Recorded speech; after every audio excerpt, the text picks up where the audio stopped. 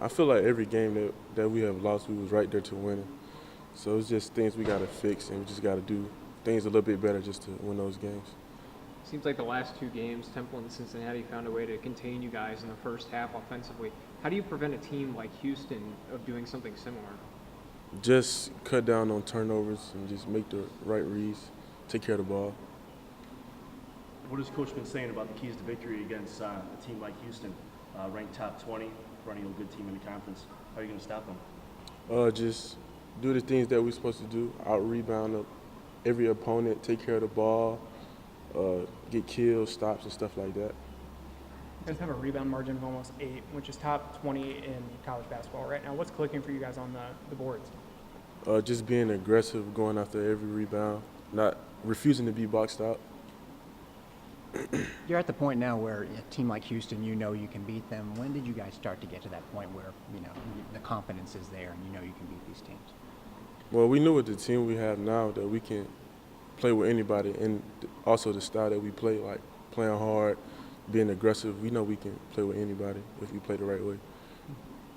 Hey, Mike, what happened on the play when you hurt your ankle, and how does it feel today? I went up for a rebound. I just came down and kind of rolled my ankle. It's feeling better. It's getting better every day, but I'm ready to go. So it's not that big of a deal. I know this is a long time ago stuff, but when did you have your growth spurt? When did you start to become, a 7-foot big Mike? I was always tall, but every summer I always grew like 2 to 3 inches. So it just never stopped. I just continued to grow. I think our guys will be excited. I think the people around the program and our fans are excited. We have a top 25 team coming in. Obviously, we're much improved. So, a great opportunity.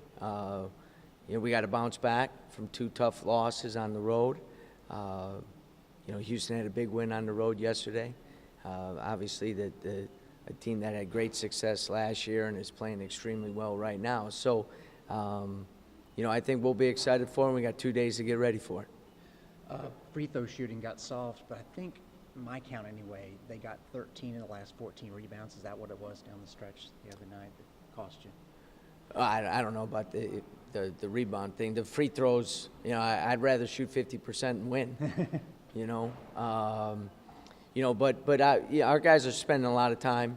They know that that's a critical hole in our game a little bit that we need to improve in. So to their credit, they're putting in the time, and we're able to go to the line and complete plays if they get fouled, to be able to go to the line and get points on the board there. So, we did a good job on the glass throughout the game. We took some threes at the end of the game and didn't get some of those rebounds and so forth. But, I thought for the most part our physicality on the glass throughout the game was pretty good. Coach, you had 3 close losses in 3 of the toughest environments to play in the conference. What message do you give to your players so that they see that we're close to where we want to be, but we still have room to get better? Yeah, I think that's it. You don't know when the breakthrough comes, but you just got to keep, they say keep chopping the wood.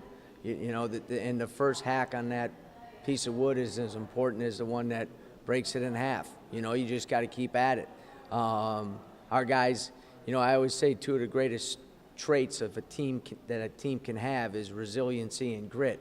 And we've shown the grit part. Now we need to make sure that we stay resilient and we keep, getting after it every single day. Our win or lose, we have 2 days to get ready, and that we've kind of broken down the season into that, and then 1 day to compete. And so it's really important that today we get out there on the practice court and have a great practice, very good preparation, and then get after it and then keep getting better every day. As I always say, individually and collectively, that's the challenge we throw out to our guys. Throughout the season, we talked a lot about Q and Lex, but one guy that we haven't talked about a lot is Michael Durr, who's been a really good rim protector, pretty consistent rebounder, had 10 points for the first time since, I think, the Miami game or Ohio game. Could you talk a little bit about his development? Yeah, I think he's had a great freshman year. We've thrown him to the wolves a little bit, as that freshman, but he obviously has proven it every day in practice. He's getting better. There's no doubt about it. And then again, what you find out is things that you need to improve in. You know, he's gained great strength since the day he stepped on campus. But now you're in league play and you realize he's got to get even stronger, and he realizes that as well. But he's very good defensively for us, and obviously a very good rebounder. And a lot of times now, you know, other people sometimes are the beneficiary of the fact that he's going to the offensive glass every time. Now Lex gets some and so forth. So, you know, I'm really pleased with his progress. I think his future is really bright for us. Temple and Cincinnati's guards played really well against you. I think they used a 3-guard offense against you. Houston has a couple of really good guards. Now, I know Q and Collins, they're up there as the league leaders in steals. How do you kind of hone in on the defense on the perimeter and keep those guards down? Yeah, you know, obviously, you know, all veteran guards, you know, in every one of those programs. You look at Cincinnati, you look at Temple, they're all upper-class guards and have played a ton of minutes at those schools. And so they've been through the system for minimum of 3 years. So, you know, I like our guard play against anybody. You know, there's no question about that.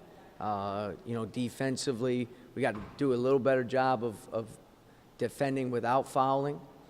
We have to do a little better job of, you know, ball management in some critical situations.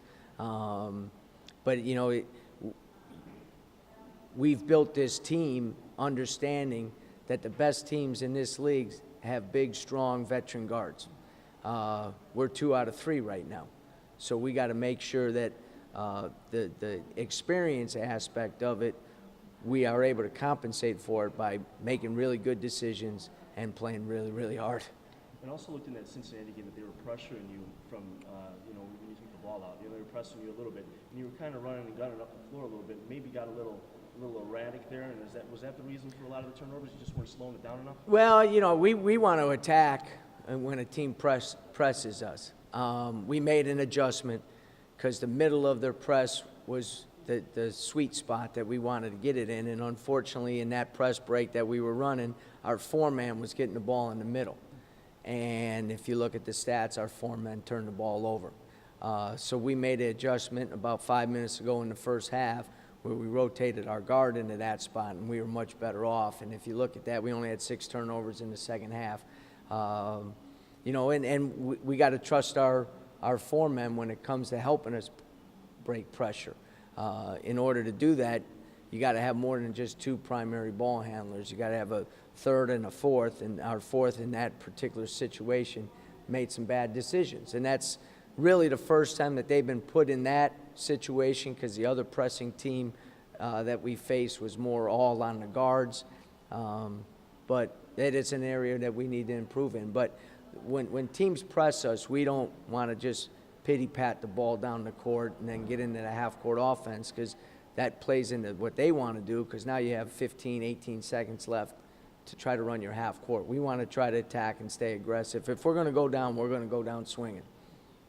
What's been the key to the steals so far this season? You guys are 10th in the NCAA in steals. What's really been your message? No message from me on that. That's pure individual talent. You know, LaQuincy and David are exceptional at it. So we've adjusted a little bit of our defensive philosophy to fit what they do best.